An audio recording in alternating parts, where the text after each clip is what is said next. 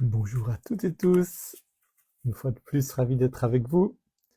Je vous souhaite un bon dimanche et puisse ce moment de tirage de tarot être l'occasion pour vous de vous regarder dans le miroir, de vous connecter avec votre propre intuition, de vous mettre à l'écoute de la partie de vous qui connaît le chemin pour grandir, qui connaît le chemin pour guérir, qui connaît le chemin de la conscience. Et la conscience, c'est effectivement tout ce dont nous avons besoin, être plus conscient, plus consciente de nous-mêmes, de ce qu'il y a en nous, de nos ombres et de nos lumières, de nos blessures et de nos ressources. Et le tarot est une bibliothèque d'images archétypales qui parlent à notre inconscient collectif parce qu'elles en sont issues et qui viennent nous rejoindre et nous aider à donner du sens à ce que nous vivons. Disant cela, j'ai fini de brasser mon jeu, je le coupe et je tire la première carte, qui est une carte qui, vous voyez qu'elle n'est pas dans des tonalités très joyeuses. Vous avez ce personnage mort, percé de 10 épées. C'est une carte énigmatique, c'est une carte qui a une extrêmement mauvaise réputation dans le monde du tarot.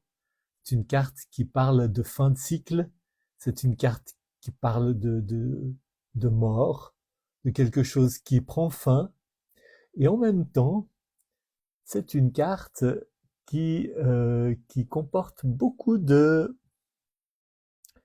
d'énigmes. Déjà, regardez comme c'est exagéré, ce corps percé de 10 épées.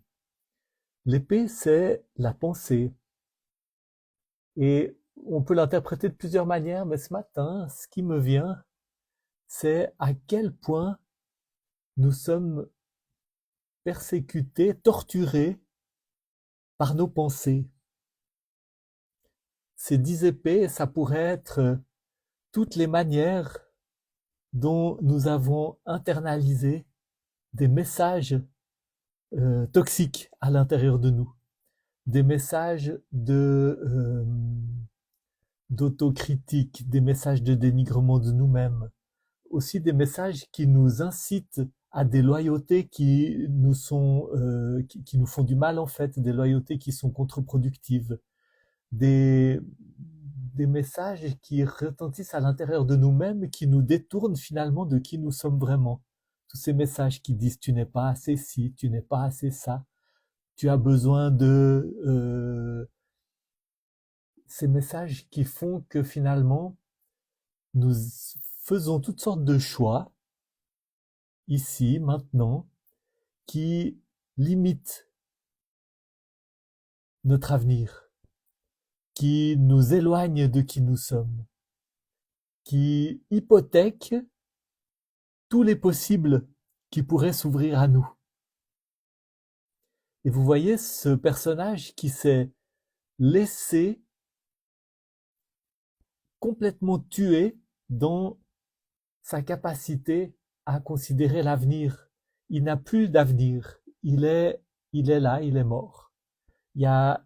C'est finalement ce qui se passe, c'est l'aboutissement du travail de tous ces messages intérieurs de critique, de honte, de haine, de dénigrement. Hein. On porte en nous des messages de haine de nous-mêmes, des messages de mépris de nous-mêmes, des messages des messages qui ont leur origine dans toutes les souffrances, tous les traumatismes, toutes les négligences que nous avons vécues au long de notre vie.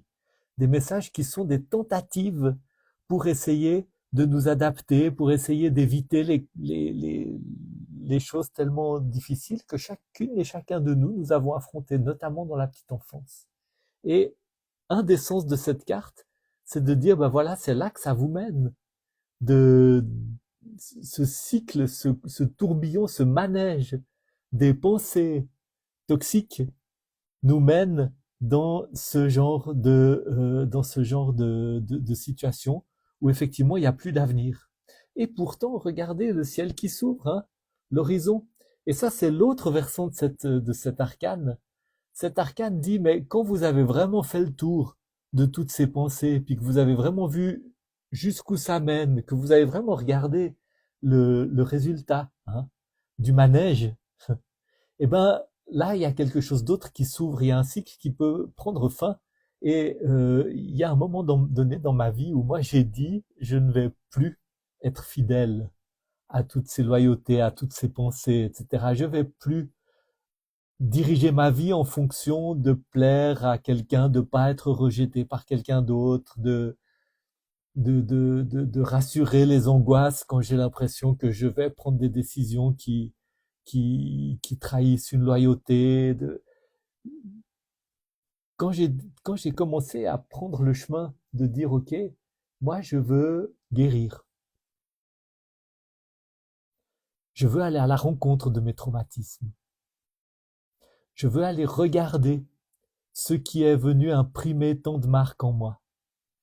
Je veux aller écouter les souffrances du petit enfant, les négligences que le petit enfant a subies, les peurs que j'ai portées avec moi toute ma vie d'être rejeté. Je vais aller les écouter et je vais mobiliser la partie de moi qui est capable de rassurer tout ça. À l'époque, eh bien, personne n'avait pu rassurer, il y avait des choses trop difficiles et il n'y avait pas d'adulte capable d'accueillir, d'accompagner, de permettre la croissance, mais maintenant je peux aller à la rencontre de tout ce qui a fait naître ce manège. Et quand je vais à la rencontre de cette manière-là, eh bien, j'ouvre à nouveau la possibilité d'un chemin, j'ouvre à nouveau la possibilité d'une évolution, je reprends possession de mes capacités, je reprends possession de mon agency, de mon pouvoir sur ma vie, et l'horizon s'ouvre à nouveau. Et la fin de ce cycle peut être non pas la, la mort, l'anéantissement du potentiel, mais la réelle prise de conscience que maintenant ça suffit. Je sors du manège, j'arrête de tourner dans la roue du hamster, je vais m'occuper de moi, je vais guérir, je vais trouver le chemin de la lumière, je vais trouver le chemin de la conscience, je vais trouver le chemin d'être celui ou celle qui va à la rencontre des blessures que je porte en moi. Et il n'y a pas de honte à avoir besoin d'aide pour ça. Moi, j'ai eu besoin de thérapeutes, j'ai eu besoin de travail de groupe, j'ai eu besoin de prendre de l'ayahuasca, j'ai eu besoin de spiritualité, j'ai eu besoin de faire appel à toutes sortes d'aides. Mais c'est moi qui suis allé demander cette aide. Je me suis mis en route avec mon pouvoir pour récupérer la capacité d'évoluer. Hein. Et cette carte, elle dit, eh bien, il faut à un moment donné dire, ça suffit.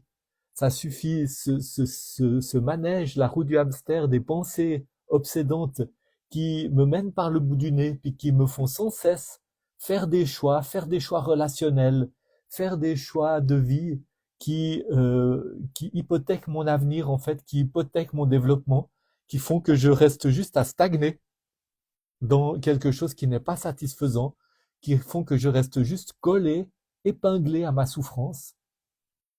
Eh bien, quand j'entre dans ce chemin-là, l'horizon s'ouvre, la lumière apparaît.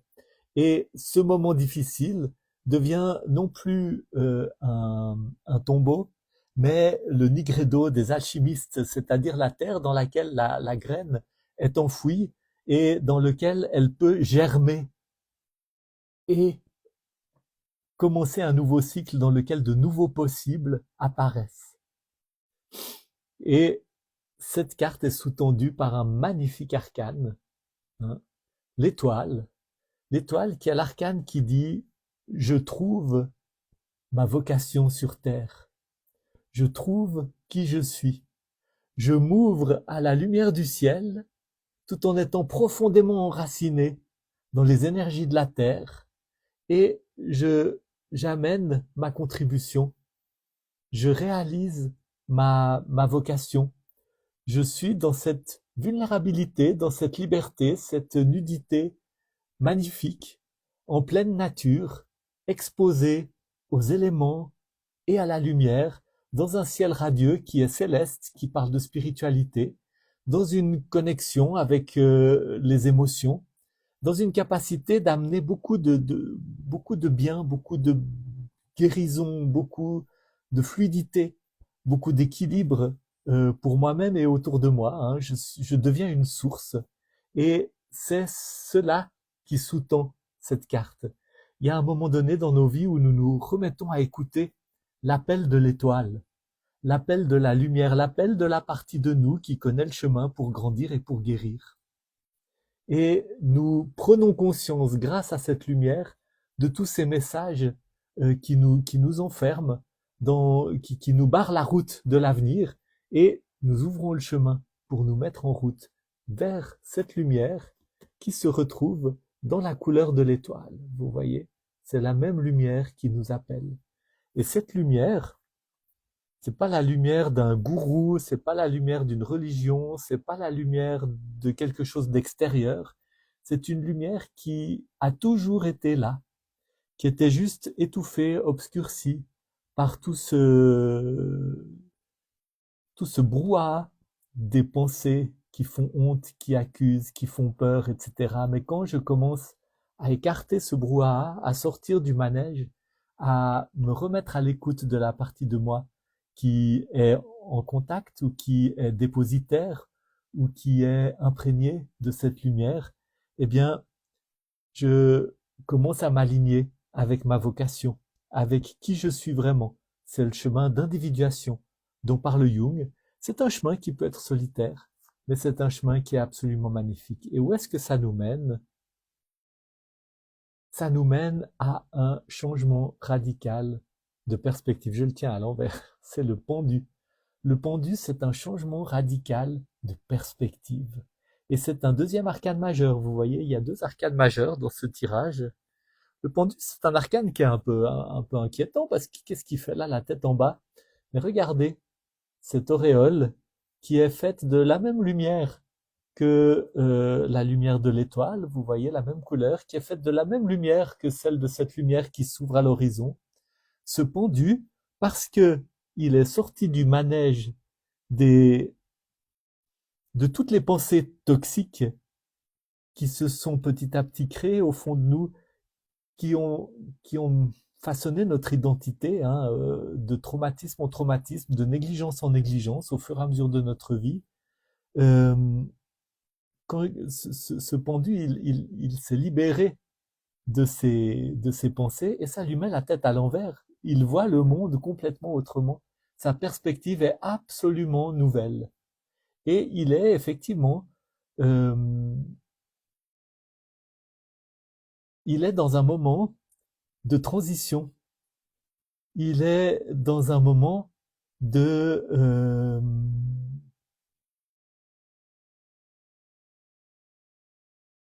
réévaluation de sa vie. Hein. C'est le gris de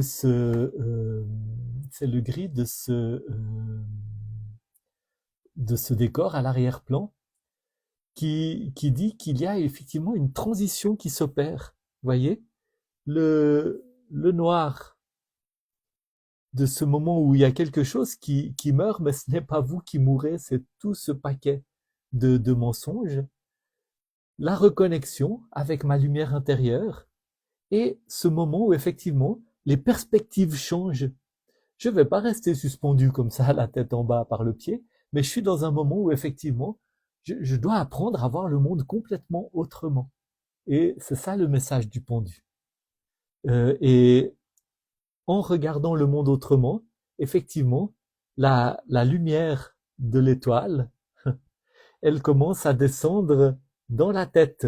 C'est-à-dire que ces pensées qui étaient toutes obscurcies, petit à petit laissent place à des pensées lumineuses, à des pensées de confiance, à des pensées de présence, à des pensées de conscience, hein, de ce qui se passe quand la lumière commence à descendre dans la tête, c'est la capacité de regarder en face les souffrances que j'ai vécues, de regarder en face les négligences que j'ai subies, d'arrêter de protéger les parents, les autorités, les institutions ou quoi que ce soit, d'arrêter aussi de me défendre contre les choses qui m'ont donné de la honte ou des regrets. Il y a des choses dont c'est ok d'avoir honte.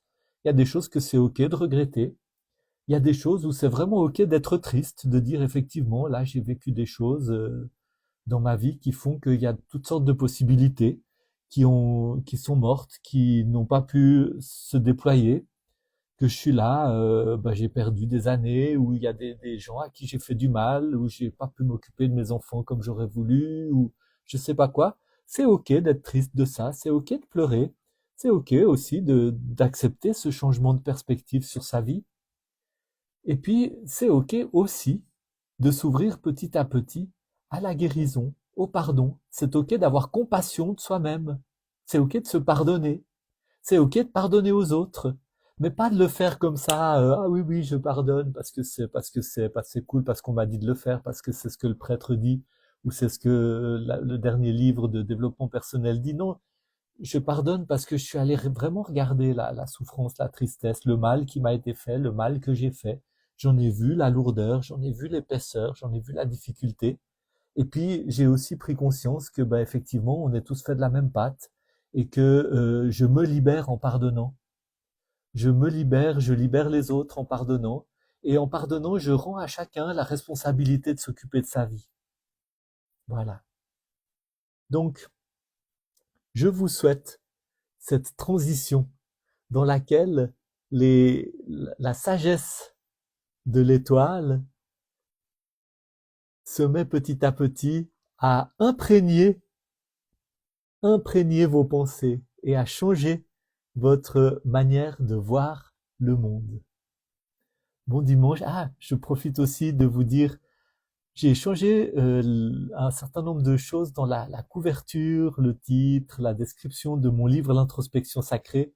Je serais très heureux que certaines d'entre vous aillent jeter un coup d'œil sur Amazon et me fassent un petit retour sur cette nouvelle couverture et sur ce titre. Ça me rendrait service. Donc je vais mettre le lien dans la story. Et puis autrement, vous allez juste taper sur Amazon L'introspection sacrée, Marc-Henri Sando Paradella, et puis faites-moi un petit retour sur ce que vous en pensez. Je fais ça parce que je suis en train de préparer l'édition de mon prochain livre qui sera sur le fait de casser les malédictions familiales, le fait de s'occuper de tout ce qu'on a hérité de nos lignées, qui a bien quelque chose à voir avec tout ça. Et je retouche ce précédent livre pour bien m'imprégner de tout ce qui est important à mettre en place dès le début pour le prochain livre et pour ne pas faire peut-être certaines erreurs que j'ai commises en publiant mon deuxième livre, même s'il a bien fonctionné, qu'il y a eu beaucoup de gens qui l'ont acheté, mais je pense que ce prochain livre, il mérite vraiment d'être largement diffusé. C'est pour ça que je me prépare comme ça. Merci beaucoup. Coïncide parfaitement avec le portail du 2 du 2 qui nous amène de la sérénité. Merci beaucoup pour ce commentaire, Mad of the Gang. C'est cool de vous lire, ça m'encourage et ça me fait plaisir. Je vous souhaite un bon dimanche et à bientôt.